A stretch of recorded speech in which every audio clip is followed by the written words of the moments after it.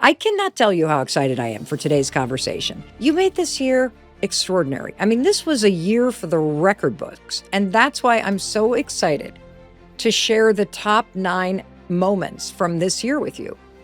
See, we released 106 episodes, and more than 75 globally renowned experts showed up with their absolute best insights, their most inspiring story, the most relatable and impactful advice. And today, we've assembled the top 9. I'm talking the best of the best. And this is not just a highlight reel. This is going to be a masterclass in how to live your best life, how you think about friendship, health, relationships, habits, how to find meaning and purpose in your life, how to get unstuck. And it's also why re-listening to these moments is so powerful, even for me. In listening to that with you, I just got a whole new insight that I'm about to share with you. And the clip that you are about to hear hit millions of downloads, millions of listens almost immediately. Women are not small men. And people are like, well, of course not. Like, that's, women aren't small men. No siblings grow up in the same house. No siblings have the same parents. No siblings have the same family. No siblings have the same childhood. This episode was nothing short of a global phenomenon. And now let's jump into it. Let's jump into the top 9 moments of this year. Hey, it's your friend Mel, and welcome to the Mel Robbins Podcast. I am so excited for today. I'm glad you're here. It's such an honor to be together and to spend this time with you. If you're a new listener or you're here because someone shared this with you, I just want to take a moment and personally welcome you to the Mel Robbins Podcast family. I cannot tell you how excited I am for today's conversation. And before you and I get started, though, on these most unforgettable moments of the Mel Robbins Podcast in 2025, I just want to say something to you. Thank you. You made this year extraordinary. I mean, this was a year for the record books. And whether you've been with me listening to this podcast from day one, or you've just started listening recently, the fact that you chose to spend your time here with me is something I don't take lightly. And if you're new, I want to welcome you. I'm glad you're here. The Mel Robbins Podcast community has grown like crazy this year. See, after Apple named us the #1 most followed show in the world, and the #3, I'm talking 3rd largest podcast in the world, the 3rd largest downloads, largest listener base. I was just so happy. And I was happy not because of the ranking, but because the ranking demonstrates something that gives me hope. It makes me feel encouraged. See, every single time you find the time and you make the time to listen to this podcast, it has a simple mission of inspiring you to create a better life and giving you the tools and the resources and access to these world-renowned experts that are going to help you do it. Every time you make the time to listen to this or to watch this, you're making an investment in you, in your happiness, in your family, in your financial future. I really do believe in my heart that the conversations that you and I are happening, they make you feel clearer. They connect you with what truly matters. They're making you stronger in your body and more hopeful about your life and more confident in how you're showing up every day.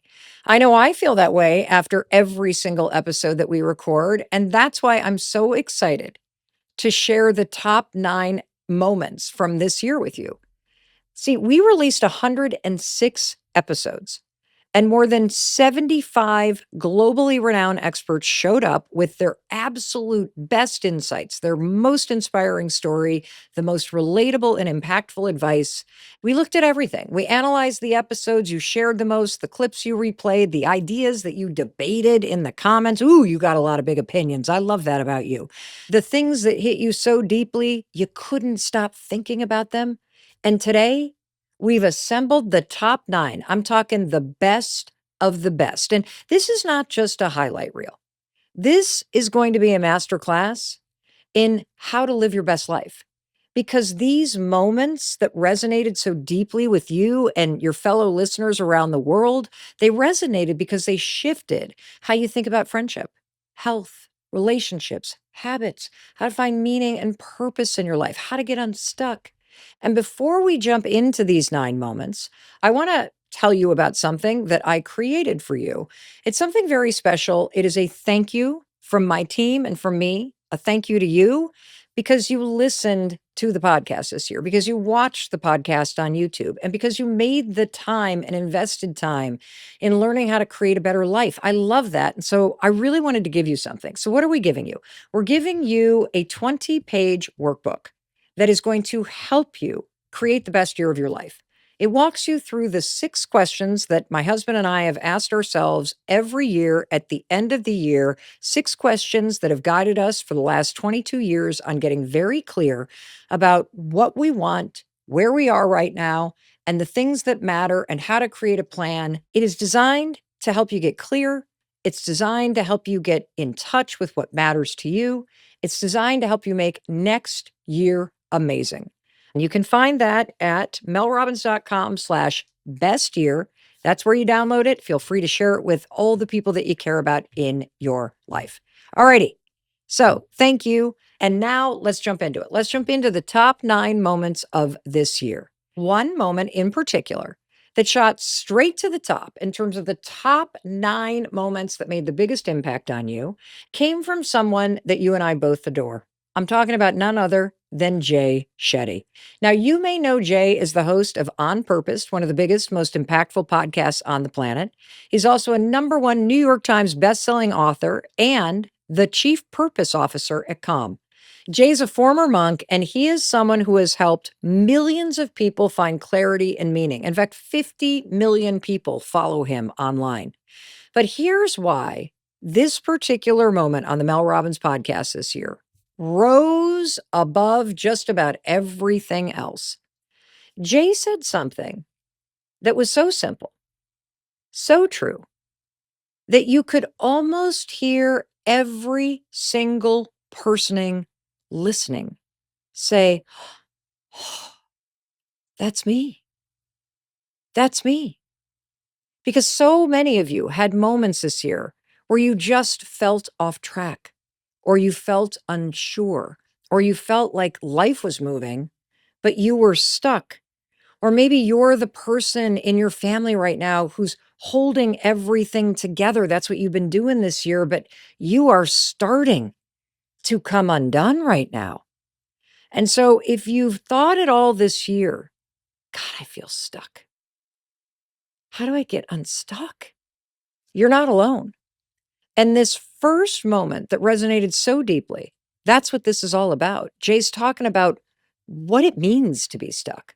See, being stuck, feeling like you're still in your life as things are moving, but you're not, feeling scared that you'll always be stuck here.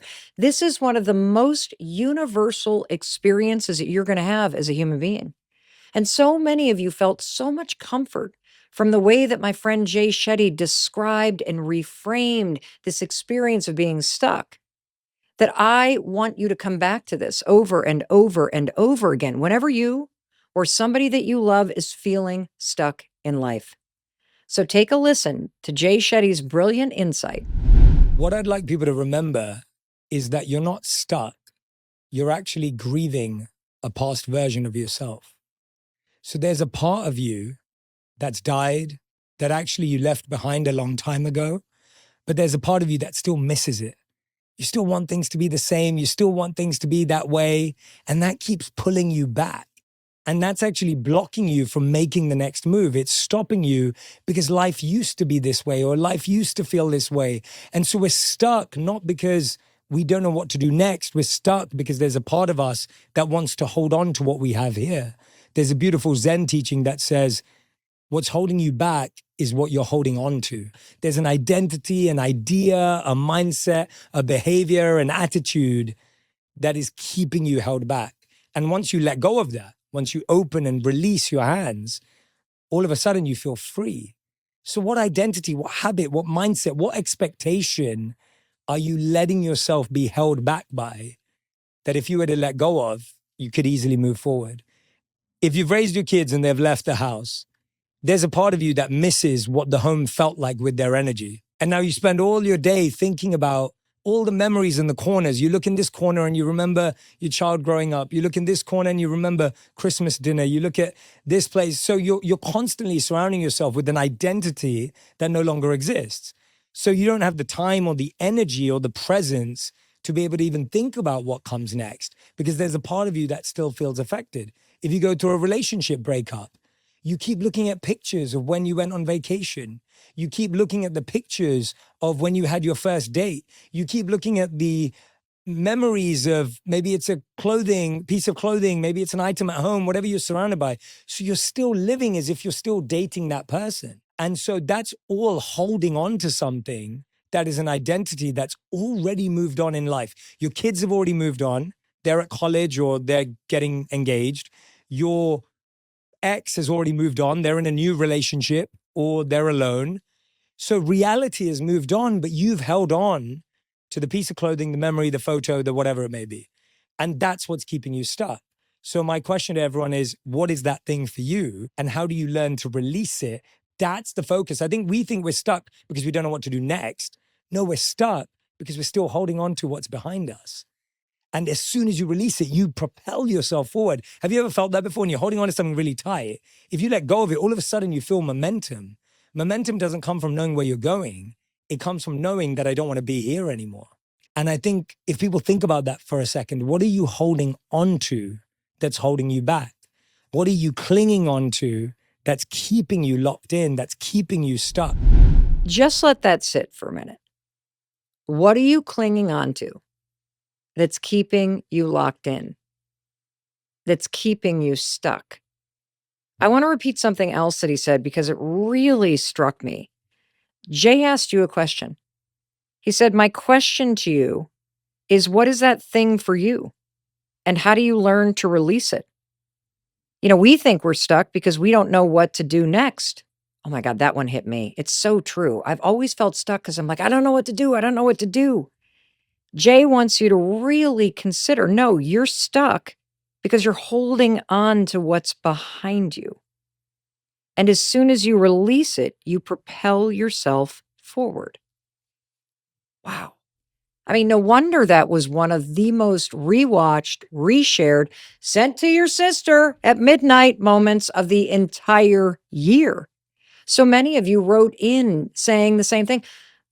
I thought I didn't know what to do next. But really, I was just scared to let go of what wasn't working, or I was scared to admit that a chapter of my life was over and I was still holding on to it and expecting my life to feel the same. No wonder this moment rose to the top. It helped you see your life with more clarity.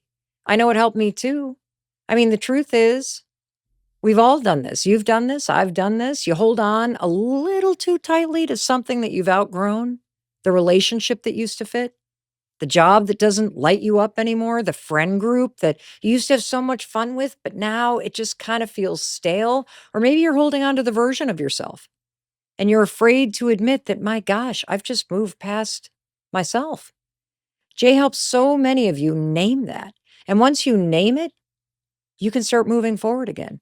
I mean, that clip, that was a truth bomb. But the entire episode was full of moments just like this. And if you haven't listened to it yet, you have to cue this one up next. It is in the show notes. It'll be linked with all the episodes that we are featuring today that had the top 9 moments of the entire year.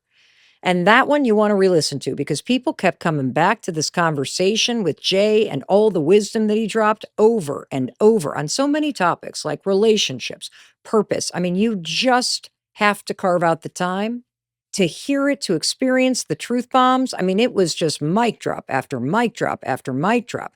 Now, that was just the first of 9. And after that Jay Shetty moment took off, my team and I noticed something really interesting.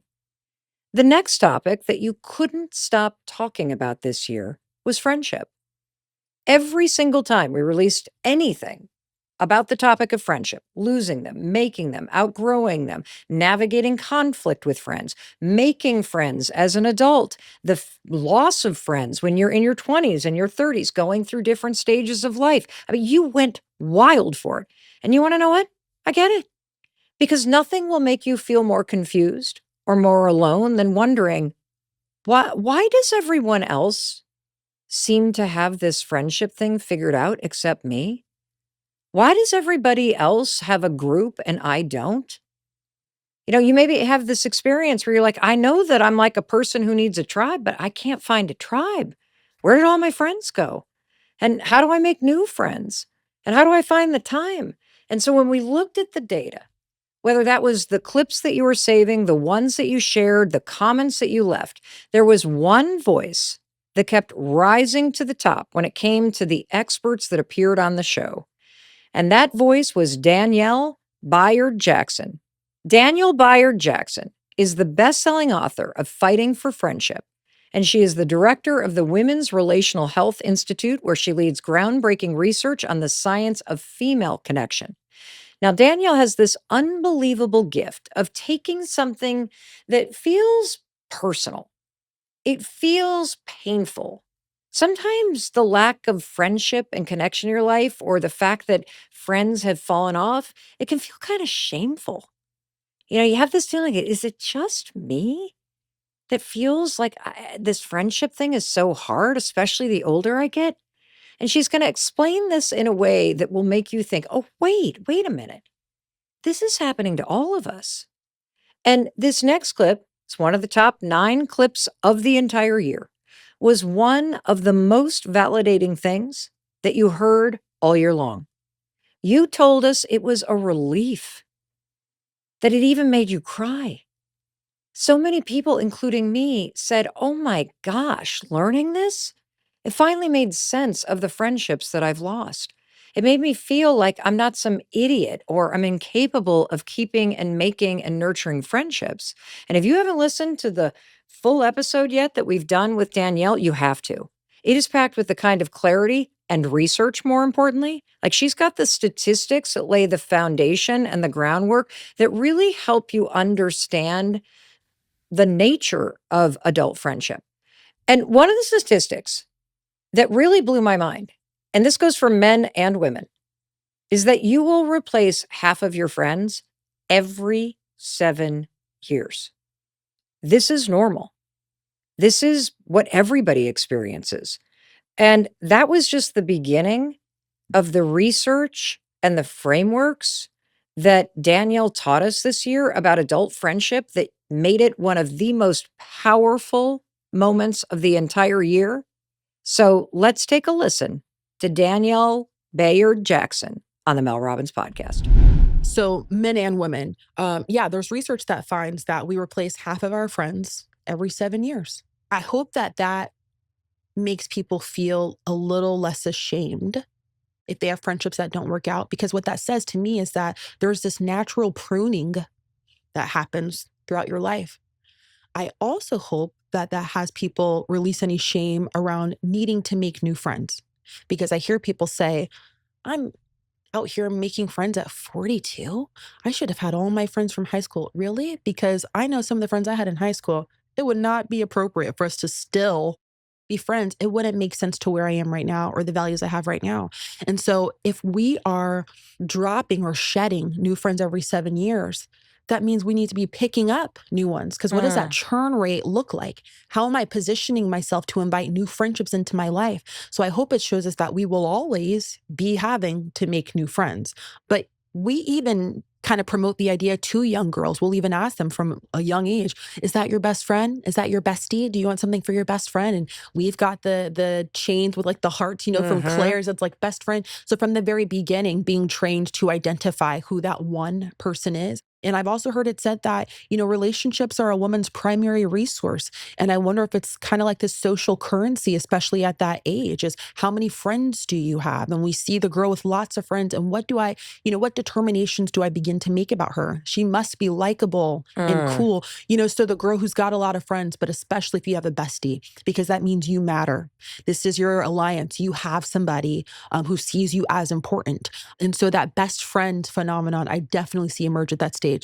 What would you say to the person who's listening to you right now who either experienced not having a best friend or not feeling like they were part of a good friend group, or they're seeing somebody that they care about experiencing it right now? You are not alone. There's some research that finds that 40% of adults don't have a best friend. So there's a lot of people out here who don't have that, maybe in this particular season of their life. It doesn't make you any less important or worthy or lovable to not have that one person. And if you don't, ask yourself if you can get all the things you need from the collective rather than the singular. I think it's a romantic notion, this idea of the one person who offers you multiple things. She's your mom, friend, your happy hour buddy. It's very cool when that one person satisfies all those things. But until maybe you find that person, can you find that from the collective, from multiple people, you're getting laughter, you're getting growth opportunities, you're sharing resources? Are you getting that from the village? Because maybe right now that's more important than having the one person who satisfies all the things. And so I just need that woman to know you are not alone. There are so many people who are in the same boat, and to resist the urge to internalize that and to wonder what's wrong with you because you don't have that right now. Every time I listen to Danielle, I just feel myself exhale. Don't you? I mean, that's why this was one of the top 9 moments of the entire year. Because if you've ever looked around and thought, is it just me? Am I the only adult who's a loser who doesn't have a tight friend group? Danielle proved through research that you're not alone, not even close. This is what the majority of people are feeling. In fact, I want to reflect back a few things that really struck me and changed me. And I know it changed you too, because you kept writing in about it and commenting about it. And it's also why re-listening to these moments is so powerful, even for me. In listening to that with you, I just got a whole new insight that I'm about to share with you. And so let me reflect back a couple things that really I think are important to take away from that. That number one, for men and women, that every 7 years you're going to go through this, she called it a natural pruning or shedding, and you're going to lose up to half your friends. And that's normal. It's a sign that you're growing and changing, and so are the people in your life. And that's a beautiful thing. But you have to be honest with yourself and wake up to the fact that if half are going to naturally come in and out of your life, you got to be proactive about finding new friends, making new friends, and adding new friends to your life. It's such a beautiful insight because it doesn't make it personal. It just makes it a priority for you to take this serious. The other thing that really struck me is that 40% of people say they don't have a best friend. Now, in re-listening to that, I want to share something that I just got out of that moment for the very first time. It was a moment where she was talking about how if you don't have that singular person, it doesn't make you less important. And that we have been led to believe this romantic notion that you should be able to get everything from just one person. And that there's this ability to be very satisfied in the collective. And here's what I just realized, that at this stage of my life, I'm 57, I get more from the collective nature of friendship. Having a bestie, it can put a lot of pressure on you to always respond. It can put a lot of pressure on that person to be everything. And I find it really powerful to relax into this notion of friendship as a collective versus a singular. And I'm just sharing that because it really dawned on me as I listened to her share this moment again, as I've been listening just alongside with you. And that's why I love doing this best of episode, because I get something new out of these moments, just like you are, even if you heard it when we released the episode for the first time. So I'm so glad that you're here, because what Danielle just gave you and me is permission to stop taking friendship changes personally, to stop making it a referendum on your worth, to stop assuming everyone else has got some secret friendship manual that you never received. The truth is, your life changes. And that means your friendships will change with it. That's growth. And if you're feeling this strain on your relationship with your bestie, maybe lean into the collective.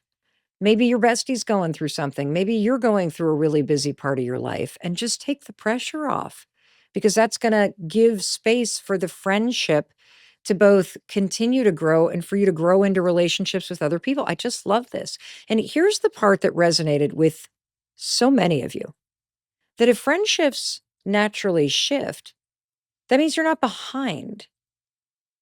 You're not starting over. You're simply living your life. And as you shift and change, now you're making room for the people who fit into the chapter that you're in right now. What a beautiful way to think about it. Now, I know why this resonated. It resonated because it's the truth of what we're all experiencing. And it also resonated, I know, because it was one of the most shared episodes of the entire year and one of the most popular episodes on Apple of this entire year. And if you haven't listened to the entire conversation yet, please do. If you haven't shared this with people in your life, your friends, people that are struggling with friendship, please take a moment and share it, because it will take the pressure off your shoulders. It'll take the pressure off the shoulders of the people in your life that are feeling lonely because they haven't found their people, or they're going through that season where they're shedding a lot of people, or they're in a new transition and they're having to make new friends. And this conversation will replace that uncertainty with the kind of clarity that every one of us needs. All right. Now let's switch gears and let's turn in a direction that the data was like, ding, ding, ding. Everybody cares a lot about this. What are we talking about? We're talking about health, your long-term health. You cared about your health this year. I'm so proud of you. I love it when the data shows that you are interested in topics that extend the quality of your life. And when we pulled the numbers, we were stunned on a particular episode. It was an episode that we did with Dr. Dawn Musallem, and it didn't just do well. It took off like a rocket ship. Almost all of you who listened to the entire episode until the very last minute because it was just that good. You hung on Dr. Musallem's every word, all the research she was dropping, and the takeaway of what she was telling you, she tells her patients. Let me tell you about the popularity of this episode and the advice that you're about to hear and the moment I'm about to play for you. This episode was only released a month ago. It's already one of the fastest growing episodes I've ever released.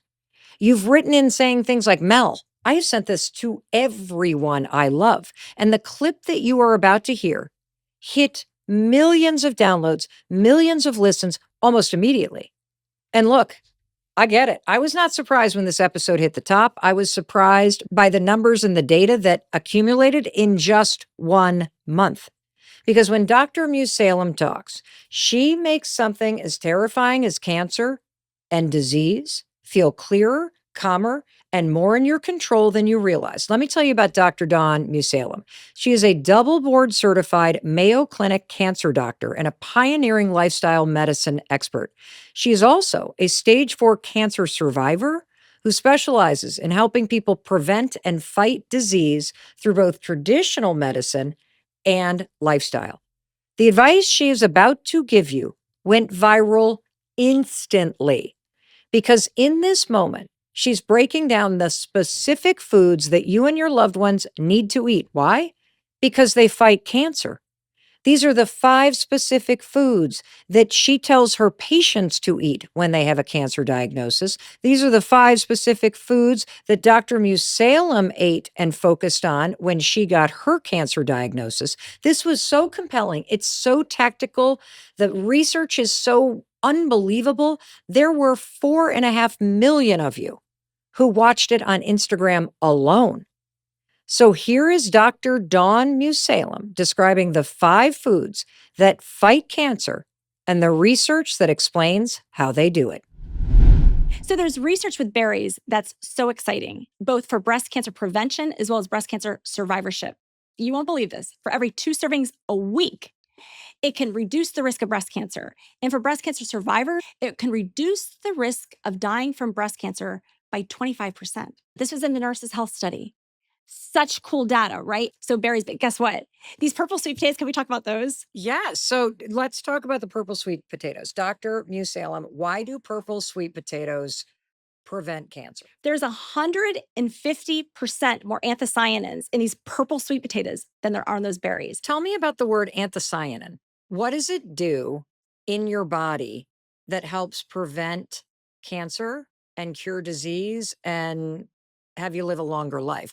So anthocyanins, like many of these other phytonutrients we see in these vegetables and fruits that we have here, they have the opportunity to come into our body.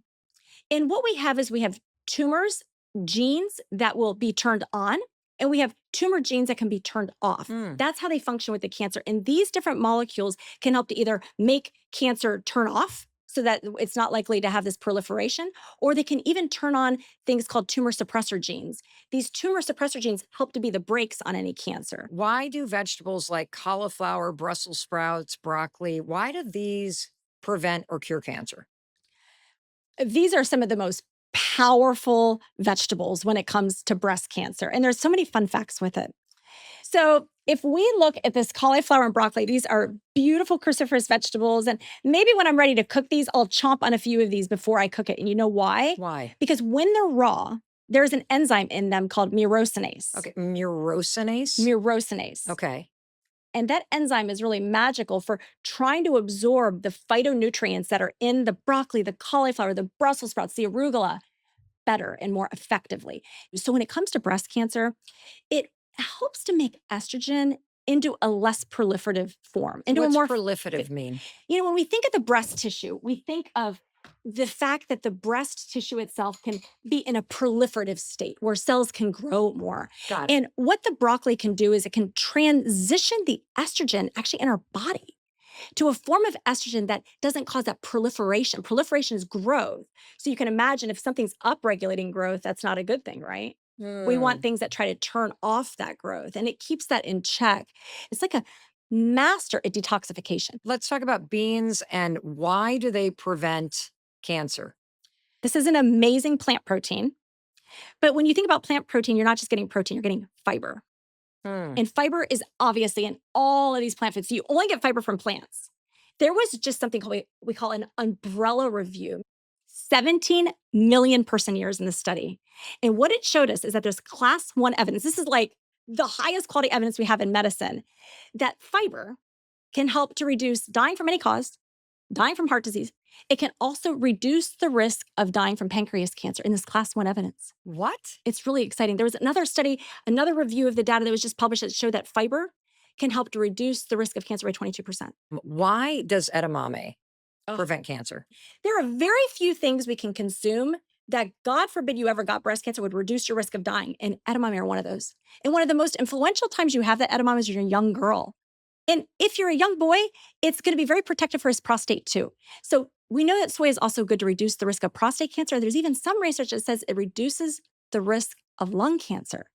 And it's amazing for the gut microbiome. But let me talk about breast cancer, because a lot of women with breast cancer avoid soy. Even though that we know this data that it looks protective, they avoid soy.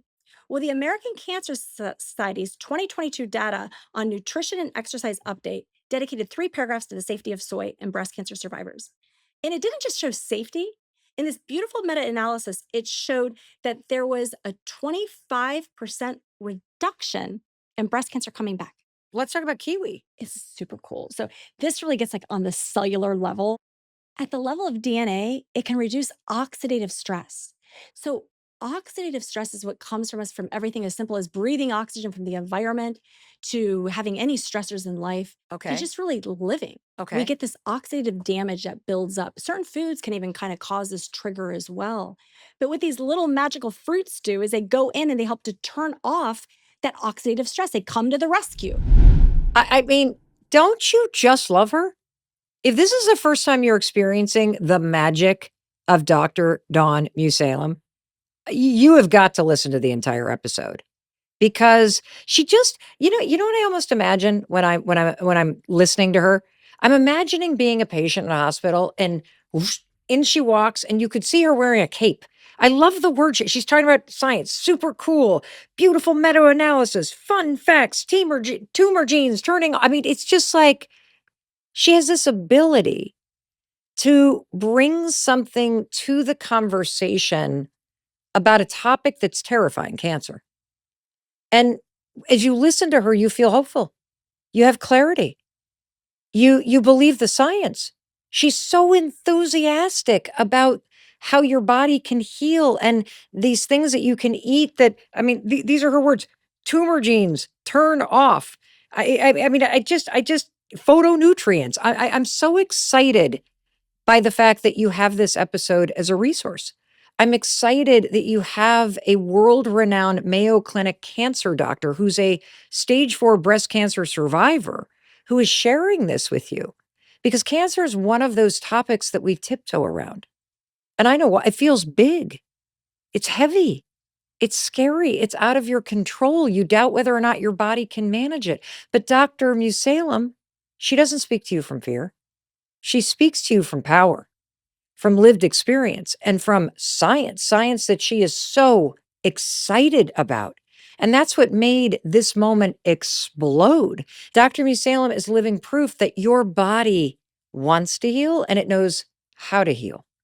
And she gave you the very specific takeaways backed by extraordinary research to prove to you that there are things that you can do. She's reminding you that your future, it's not passive. It's your responsibility. She's telling you your choices matter. Your habits matter.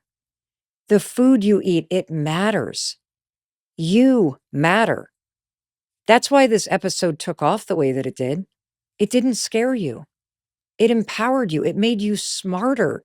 Now, the success of the episode with Dr. Dawn Musallem didn't surprise me because you deeply care about your health. It's one of the reasons why you listen. But the next top moment of the entire year of the Mel Robbins podcast was shocking. I did not expect this. The team didn't expect this. I am startled by this next moment. This one was a shocker. When we crunched the data and discovered one of the top moments of the entire year was an episode about sex. Wow. And it came from the episode entitled Your Guide to Better Sex, Intimacy, and Love from a world-leading sex therapist. This was one of the most talked about, most rewatched, most shared conversations of the entire year. And I get why. Because Vanessa Marin makes this topic feel normal.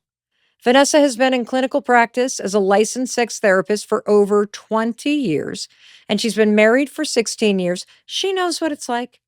And she turns the lights on a topic that so many of us have kept in the dark, literally. She has this way of giving you permission to understand yourself better and communicate better without the shame, without the pressure, without the shoulds or the hinting or the withholds, where you're thinking about it, but you don't really talk about it. And that's why this next moment struck such a nerve. It was kind of like a collective sigh of relief.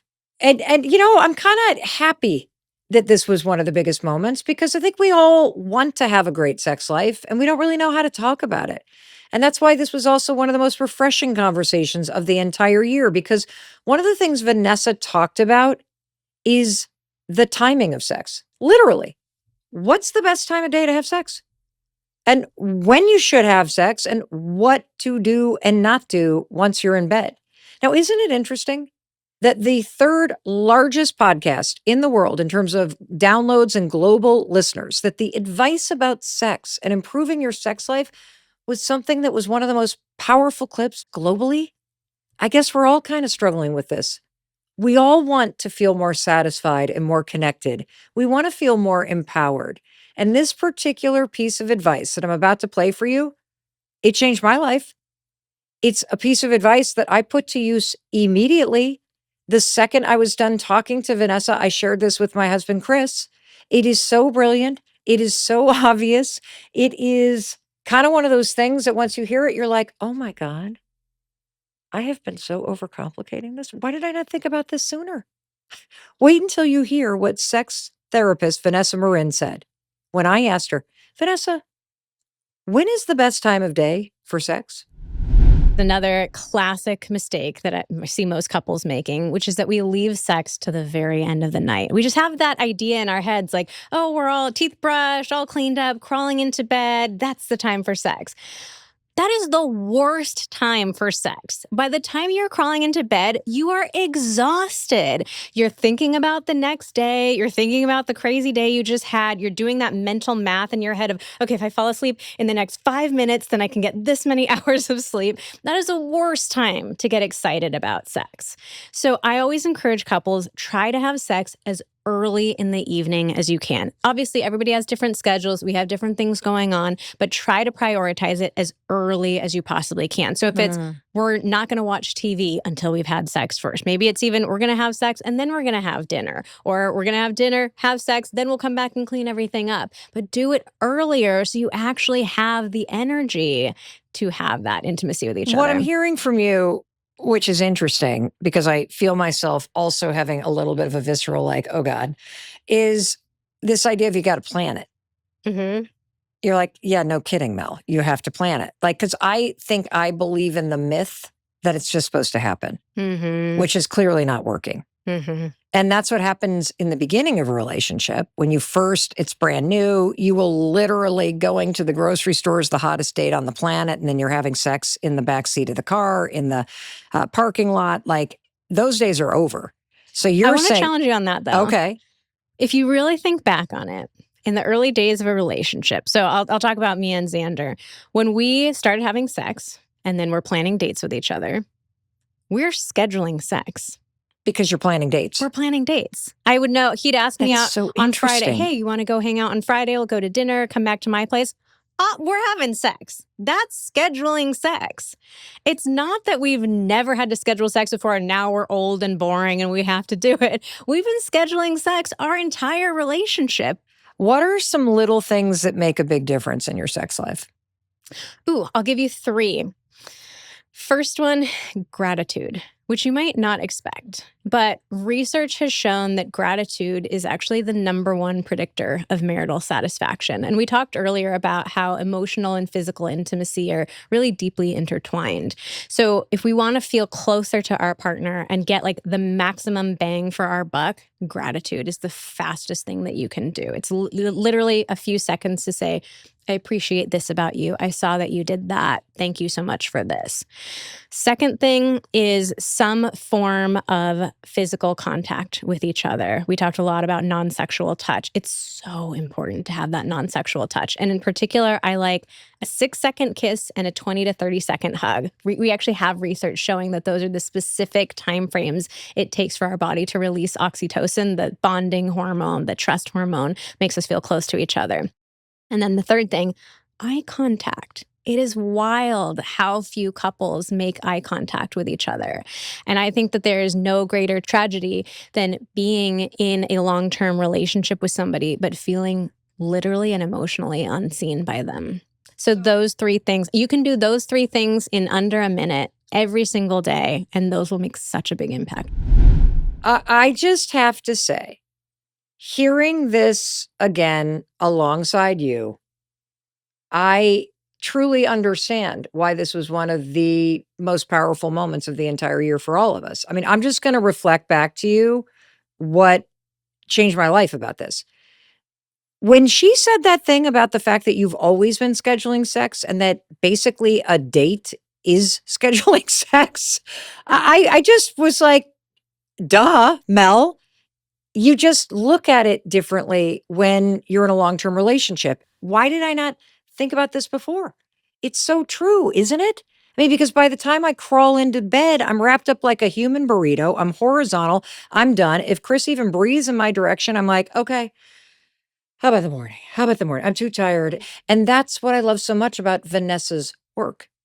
That she takes something that so many of us feel embarrassed about, or you feel shameful because you think that you're doing something wrong, or you can't believe that it's gotten to this point where you're no longer having sex as much as you want to, or you're angry. Like, it just, and removes every ounce of shame from it. And there's one other thing I wanted to reflect back to you that has made a big difference. You know, those 3 things she said at the end that really impact your sex life, all based on research. The first being gratitude.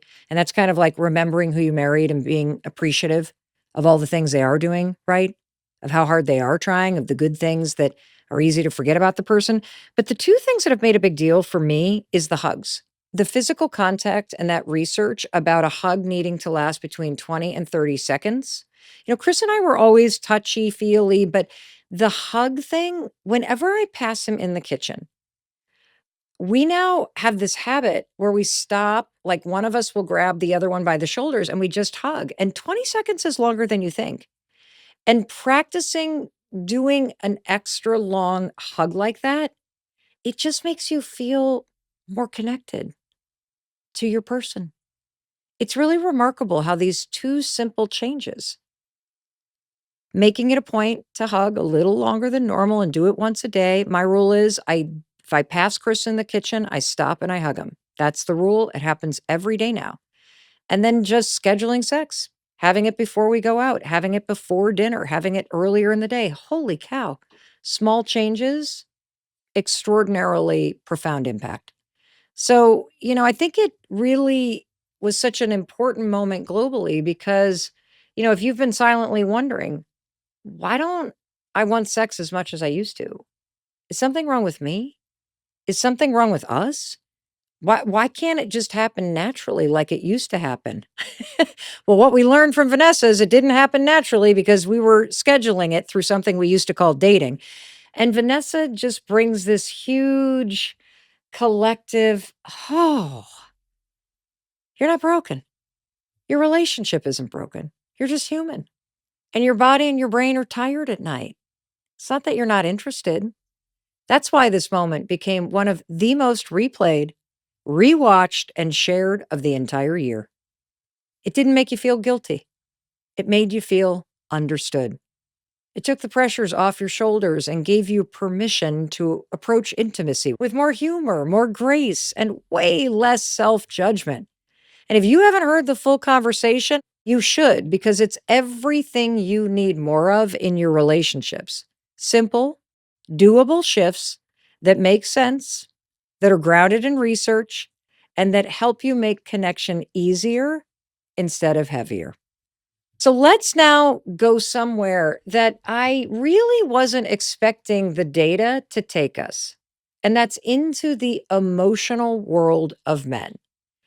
Now, this moment genuinely surprised me because when we crunched the numbers from the entire year, one of the moments that absolutely took off was about something that most people never really consider. They don't talk about, they don't know what to do about it. And that's what's really going on beneath the surface with the men that you love. And I have to be honest, with an audience that's mostly women. Now, we have a lot of men that listen, but women are the gateway to the Mel Robbins universe. But here's what I was not expecting. I was not expecting the conversation about the emotional life of men to explode in the way that it did. But you devoured it.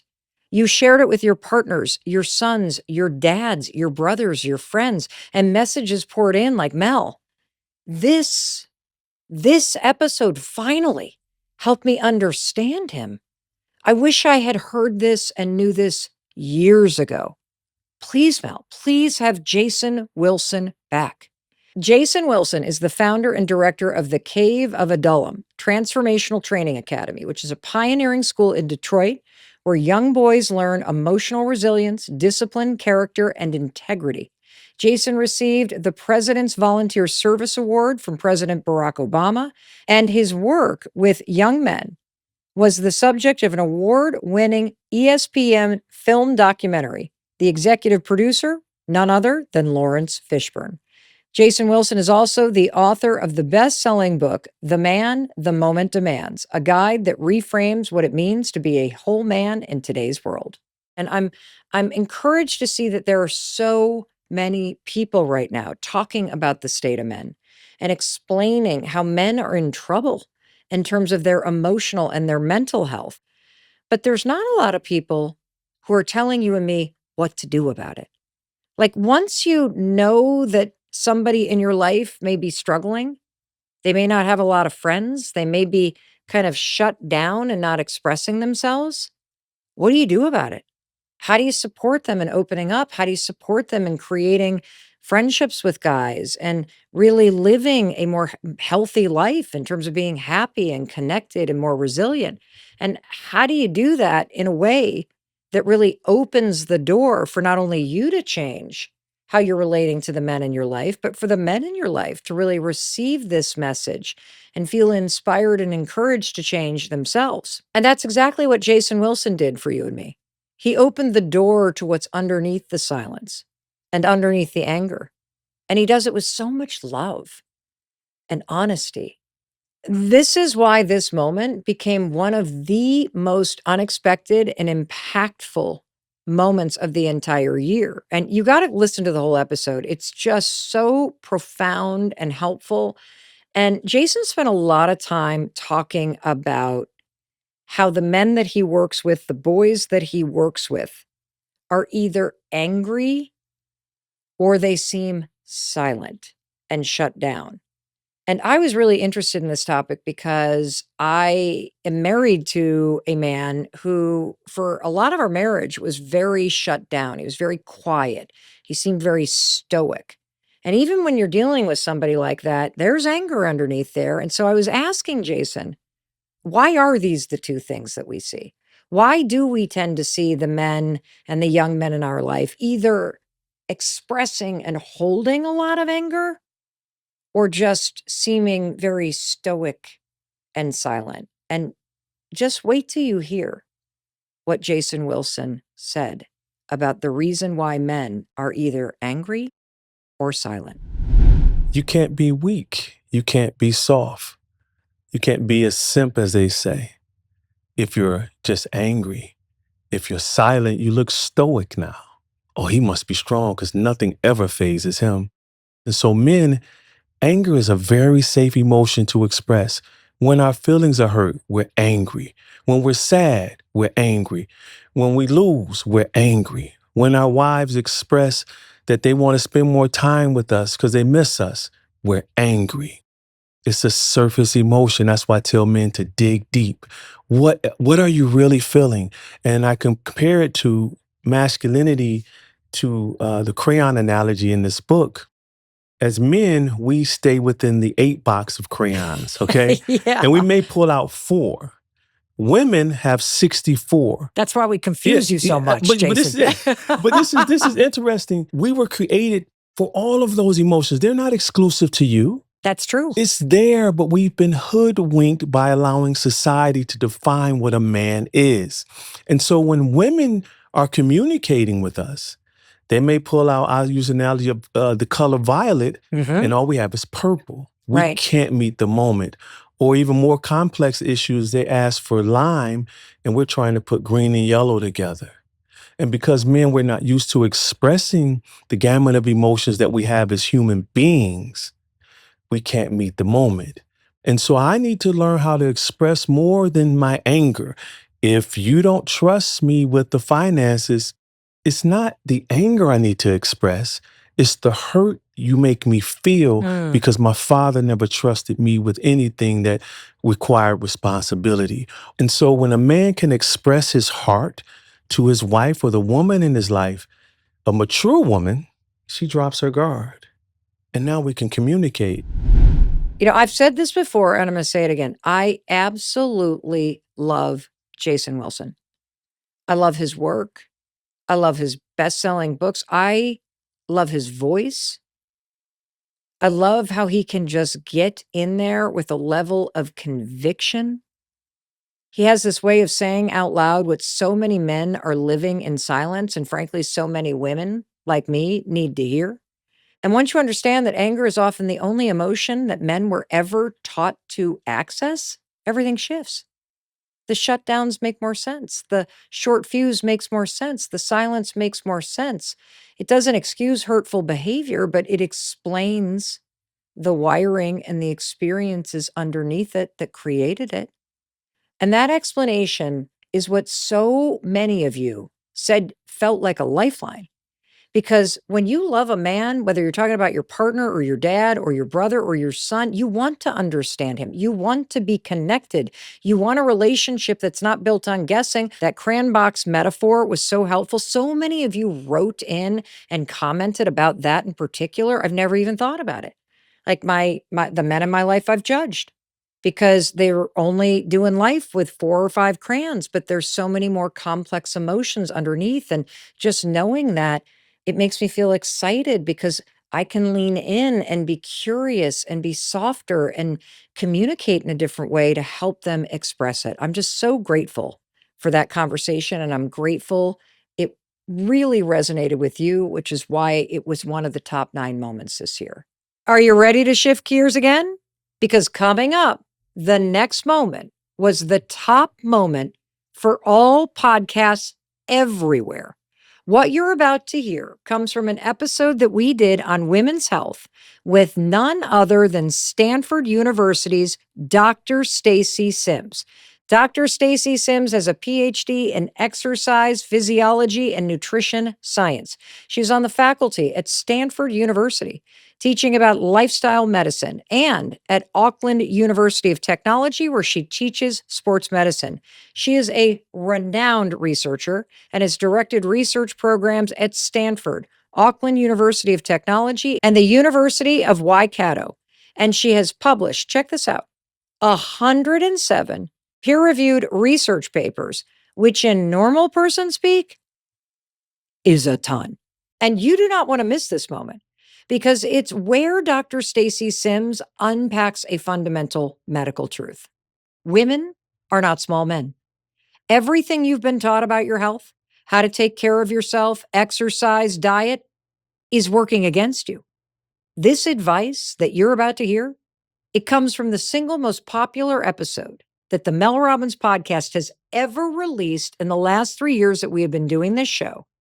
And it's also from the #1 most shared episode of every single episode on the planet on Apple in 2025.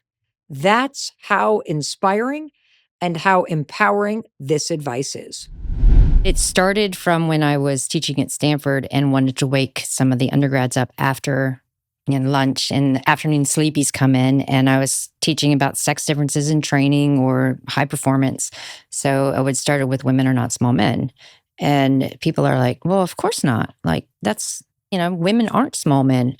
But what I mean by that is everything from what happens in utero until we die is different for women than men.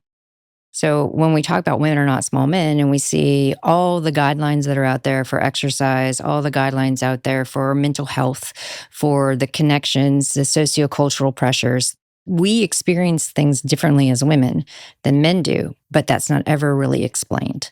So when we say women are not small men, it makes people take that pause and ask, well, what do you mean by that? What topic? So today, what I mean by women are not small men is we're going to dive into exercise, especially how what we do should change as we move through our lives. What does that motto, women are not small men, mean in practice? I think when we look right now at what's being portrayed in social media, fitness trends, the medical trends, all of that data is really drawn from men and just generalized to women, which is a huge disservice. So I want women, especially you as a listener on this podcast, to take a pause whenever you see a new trend come up or someone pushing something, to just go, well, where did this originate? How does that appropriate for me as a woman in my phase of life? And when you take that pause, you begin to have an objection to some of the things that are being pushed on you and an objective view of how you should approach things to make it beneficial for you. I mean, if you look at most women who make a point to get up, do some training, go exercise, and it happens so often after 4 weeks of following the same kind of training program as their male partner has gotten leaner, fitter, better cognition, focus, all of the things that you want out of fitness. And the woman's like, how come I'm fatter and tired and I don't have any increase in my fitness like my partner does? And I see it all the time. And I'm always explaining, well, one, your partner might get up and go fasted training. Women's bodies don't respond well to fasted training. What's fasted training? I don't even know what the heck this is. What was fasted training? Fasted training means you're not having any food before you go do exercise. If I don't have food to counter the fuel that the muscles are needing from a contraction, I need to find a way to supply that fuel. So it goes into a little bit of a tizzy. And one of the first things that starts to get broken down is your muscle mass, because muscle is a pretty active tissue. And the hypothalamus is like, well, I don't know if I'm going to be able to supply the food that this muscle needs if I don't have any food coming in. So it's a very small amount of food that a woman needs first thing in the morning to then go be successful in her training. And it doesn't mean a full meal. It could be the protein coffee. It could be a couple of tablespoons of yogurt, half a banana. It's not a lot, but it's enough to bring your blood sugar up and tell your brain, yeah, I've got this. I cannot thank Dr. Stacy Sims enough. This episode changed my life in fundamental ways. There's so many changes that I made. And what we were just talking about, the fact that women forever were basically taught to exercise on an empty stomach to maximize calorie burn, and that works against you. I didn't know that.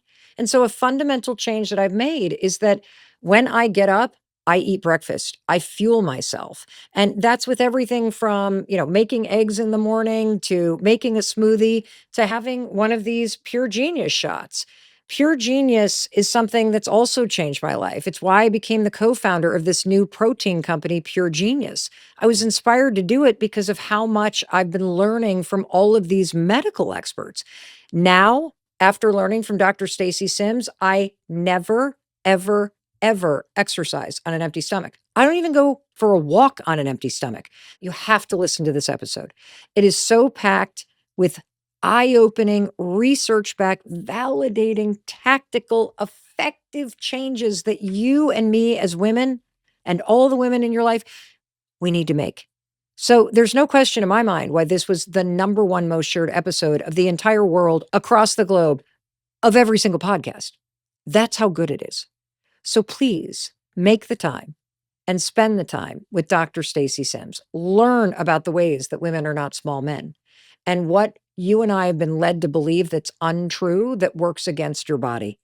I know you're going to love it.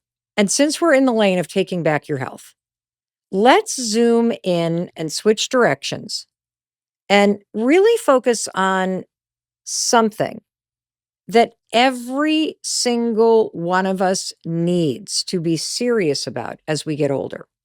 And that is how to protect your strength, your mobility, and your future. See, Dr. Stacy Sims came in and gave us a complete body reset. But then Dr. Vonda Wright came in with a reckoning.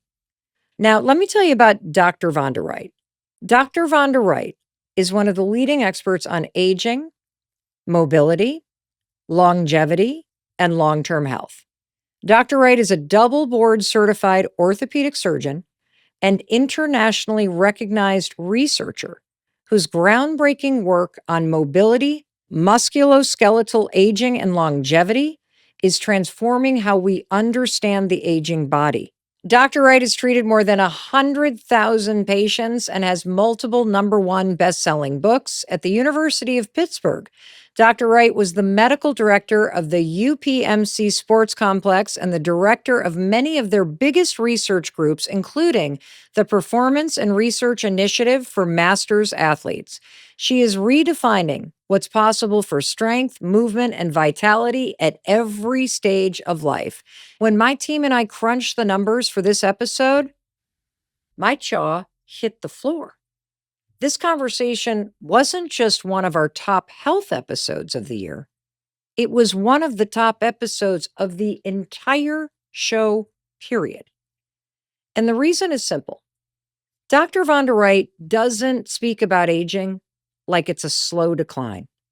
She talks about it like it's something you can train for.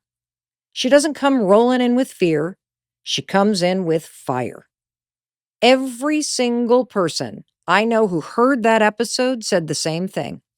Okay, this changes everything. Because she kept saying over and over, getting old is inevitable, getting weak is not. This is the moment that I'm about to play for you that made millions of women stand up a little straighter and take ownership of their future. Because you're about to hear this world-renowned medical researcher and orthopedic surgeon get very choked up and start crying. She's going to describe to you what it's like to see women come into her office. Women who have been so busy taking care of everybody else that they never took the time to take care of themselves. What you're about to hear is the real truth of what you and your loved ones are going to be facing if you don't take your mobility and strength training and truly choosing how you age seriously. You know what, Mel? I don't mean to cry in public, but I am still a practicing surgeon. I have looked into the eyes of more than 100,000 people in my lifetime as a doctor. And I started as a cancer nurse, right? But I see the future of people today, every day when I take call. And this is what it is. and I've got to solve for this. You and I have got to solve for this.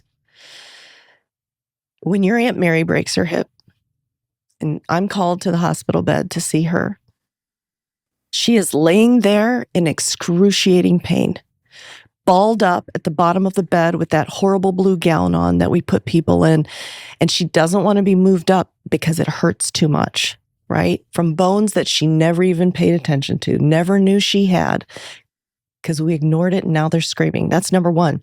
Number two, what's happened to her is she's laying there in a pile of her own urine because she was not treated for the gynecourinary syndrome of menopause. Her pelvic floor got weak. So many women do not talk about the fact that they become incontinent late in life and have urinary tract infection. So she's painful. She is incontinent, which if she even realizes it is she feels ashamed about that. I need to do a 45-minute surgery on her where, because she's broken her hip, I need to put a rod down that, the size of my thumb, actually. I cannot do that if her heart is not healthy enough to withstand anesthesia. And many times her heart is so unhealthy because she's taking care of everybody else in the world except herself that the hospitalists have a hard time clearing her heart. And do you know what else? She either has a touch of dementia or she has full-blown Alzheimer's. That is the state of women that I see every time I go to fix a hip on call. And do you know, in her lucid moments, what she is saying to me? She is standing there with her daughter. It's usually the eldest daughter at the bedside. She's looking at me, she's looking at her daughter, and time after time again, she'll say something like, I've not always been like this. I don't know how I got here. Don't ever let this happen to you. Don't get old. Well, I am not blaming her at all. I see the future of women, Mel. I can't not cry. If we know we have within our hands to change the trajectory of our future, and if we choose to not be the victims of the passage of time, we don't have to end up like all those women I take care of, 30% of whom after they break a hip will die. We can choose another path, but it takes conscious effort and a belief that we are worth it. One of the things I love most about Dr. Vonda Wright is that I really feel her passion and her belief that you and I are worth it. I believe her, don't you? When she says, we have within our hands the ability to change the trajectory of our future if we choose not to be the victims of the passage of time. And I also love that in this episode, she gives you the very specific and simple things you can start doing every day with things that are already in your home to take better care of yourself, to build your strength, to build your mobility. Every time I hear this section of the episode, something inside me goes still. I think of my grandmothers. I think of women in my life who are aging, who have taken care of everybody else, but haven't really taken care of themselves. Because that's what she's talking about. The women in your life that she's caring for every single day. She sees them in pain, women who didn't know what was happening inside their bodies, who spent decades taking care of everyone but themselves. And now as they age, their health is unraveling. And here's why this moment rose above almost everything else we published this year. Dr. Wright wakes you up without shaming you. She's showing you the cost of ignoring your own needs, of ignoring your body. And then she hands you back your power in the exact same breath. Because Dr. Wright's whole message is this: you're not too old. You're not too late. You're not past the point of changing. Your body will always respond to the positive stress that you give it, the strength training, the nutritional changes, the mobility exercises. And when she says you do not have to be the victim of the passage of time, you can feel that in your bones. And you may not even be thinking about yourself. I hope you are. I hope you are. But you may be thinking and have this renewed sense of hope for one of your aunts, or maybe for your mom, or for your grandma, or for your older sister, who has been so busy taking care of her aging in-laws that she's let herself go, and she's kind of saying, I don't know how I got here. That's why this episode was one of the biggest across every platform. And Dr. Wright started something that also went viral. She started something called the Viral Push-Up Challenge. You loved it. She told you and me that we had to be able to do 11 push-ups. I was like, on our knees? She's like, nope, on your toes. And she shared how to do this challenge with a level of humor and passion. You can start against the wall. You can start against your kitchen counter. When you're ready to get down on the knees, you can do it on the knees. And over time, she wants you and me to be able to do 11 push-ups. And you loved the challenge, and so did I. In fact, I did my push-ups this morning. I've been working on them all year, thanks to Dr. Wright. I'm still doing a couple on my knees. I'm not to the toes yet. It takes time, but I feel the strength. Now, if you have not listened to the entire conversation, or you listened and you're like, oh my God, I remember how amazing that was. I got to listen again. What are you waiting for? Your best years are not behind you. You are building your best years right now. And Dr. Wright is here with one of the most popular episodes of all time to give you the playbook on how to do that. Now, after hearing Dr. Wright and feeling that jolt of urgency and the hope about your intelligence and your body and the strength that you can build, now I want to pivot and take you somewhere deeper. Because one of the biggest patterns that we saw when we looked back at the entire year was you weren't just working on your health. You weren't just focused on building better habits. You were also working on healing. And when it comes to healing, there's one voice globally that rose above almost every other guest because he has this ability to help you understand yourself on the deepest level. And that is Dr. Gabor Maté. Dr. Gabor Maté is a world-renowned physician and #1 best-selling author whose groundbreaking work reveals how childhood experiences and trauma shape your emotional patterns, your relationships, and even your physical health across a lifetime. His insights have transformed the global conversation on healing, and his clarity and compassion help people like you and me finally understand themselves in a way that opens the door to real change, real connection, and real freedom.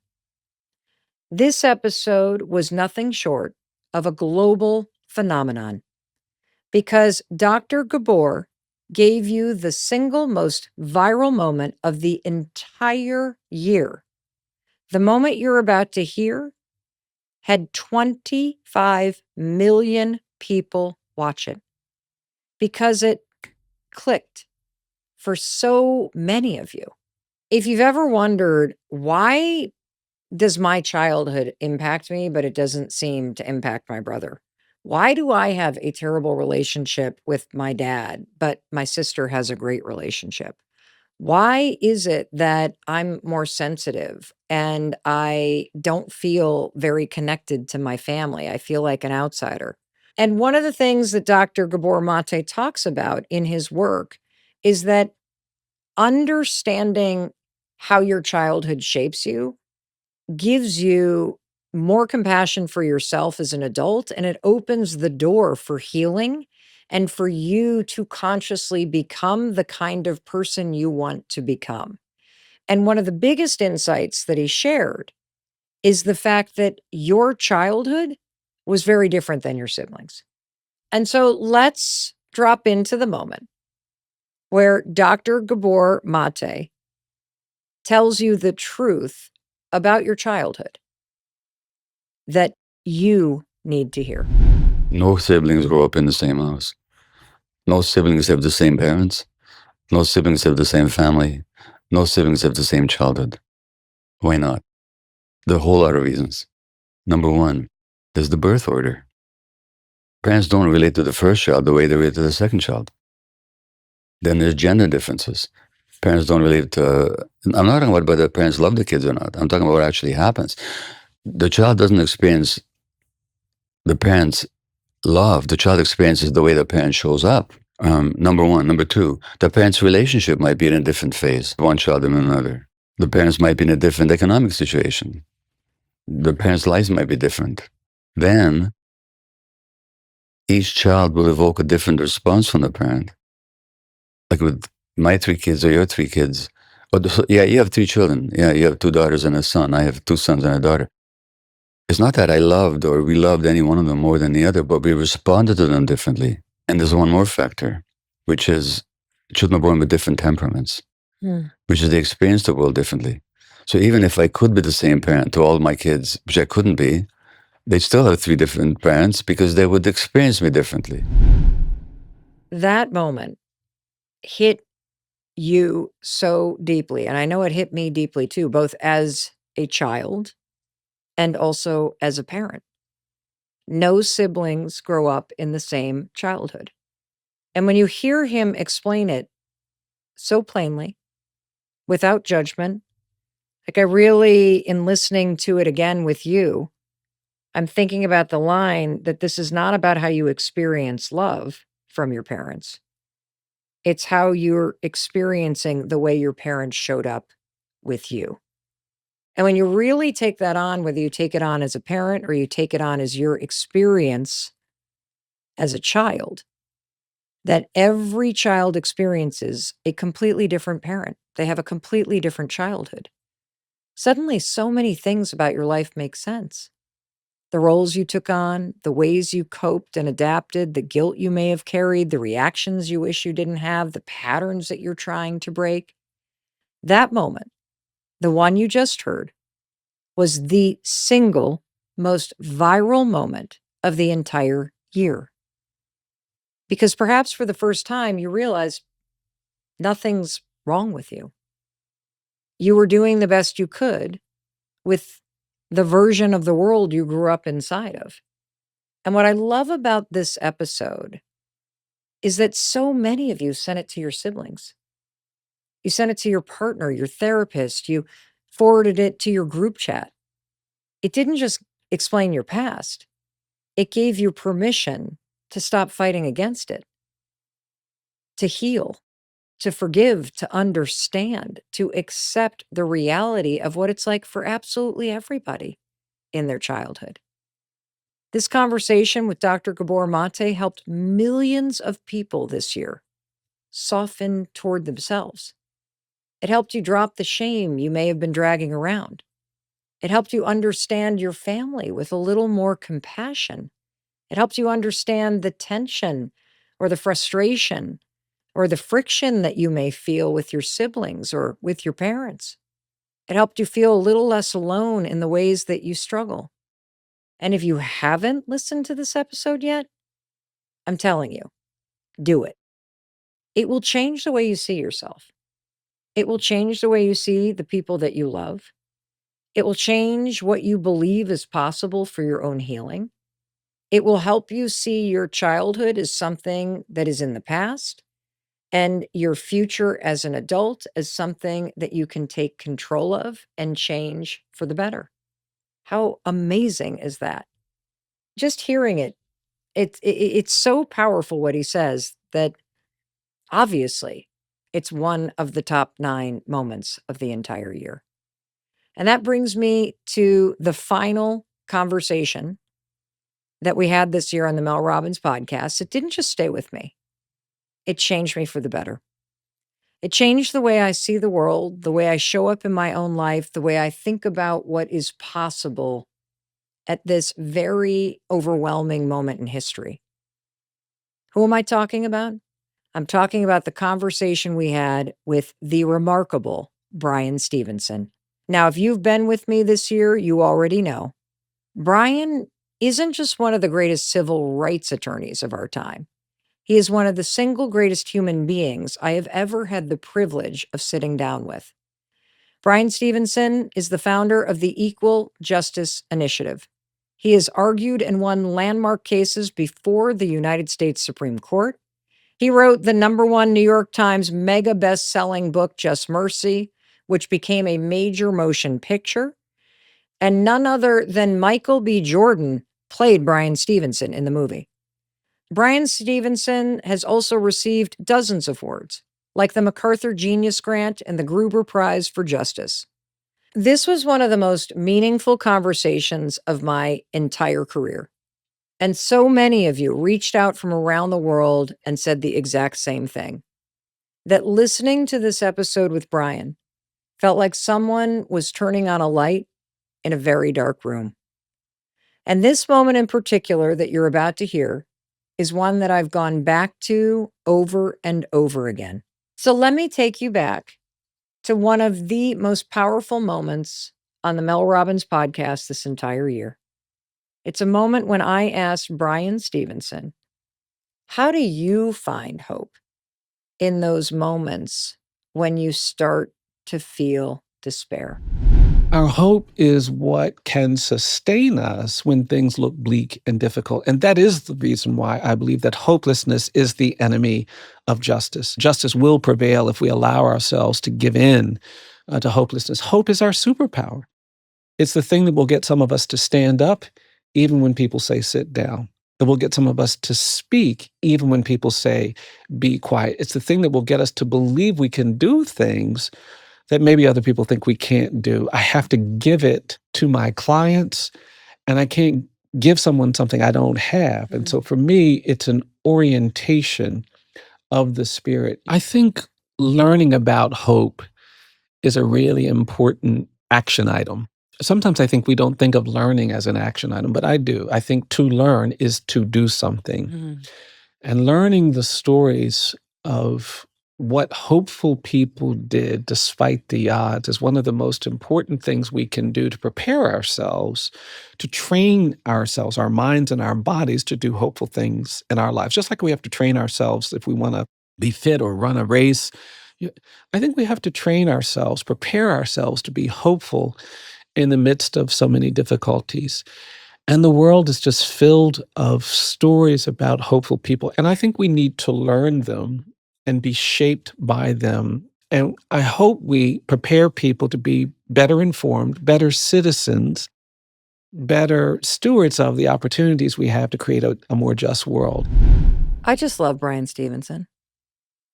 Don't you feel lifted up when you listen to him speak? I know I do. And did you catch what he said about hope? That it is an orientation of the spirit. It is something that you can train for. And that learning the stories of hopeful people, what they did, how they thought, that's how you can develop this orientation of the spirit.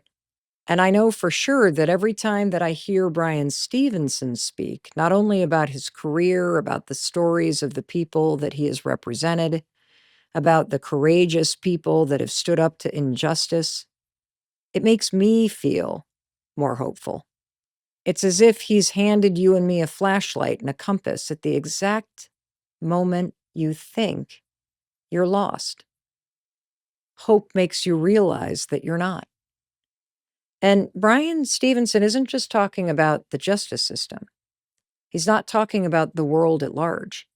He's talking about your life, your relationships, your future, your dreams, your ability to keep going when everything in you feels as though it's going to shut down. Hope is not a mood. It's not passive. It's not something that you just sit back and wait to feel. Hope, the way that Bryan teaches it, this orientation of your spirit, is a discipline. It's a choice. It's a muscle. It's a way of standing in the world, even when the world feels unsteady. And I think that's why this moment rose above so many others this year. because it's true. He's reminding you of something that is inside of you. And so many of you said the same thing to me, that hearing Brian talk about hope made you feel hopeful, a little less overwhelmed, a little less defeated. You felt him pick up your spirit just a bit. You felt more capable of choosing the next right thing, even when life felt heavy. And if you have not listened to that remarkable episode yet, I'm telling you, it's one of the most heart-opening, grounding, clarifying conversations we've ever had on this show. It will stay with you as it stayed with me, and it's going to strengthen you. And after a year like this one, we all need a reminder that hope is not naive. Hope is necessary. And I just want to say to you, I am so proud of you. I'm proud of the way that you showed up for yourself this year. I'm proud of you for spending time together with me, sitting side by side with me as we have been learning from all of these remarkable people who have flown in from around the world for one reason. They showed up for you. They showed up because they believe that you can create a better life. And I believe it too. I'm proud of the things you've learned, the things you've questioned, and the ways you've grown this year.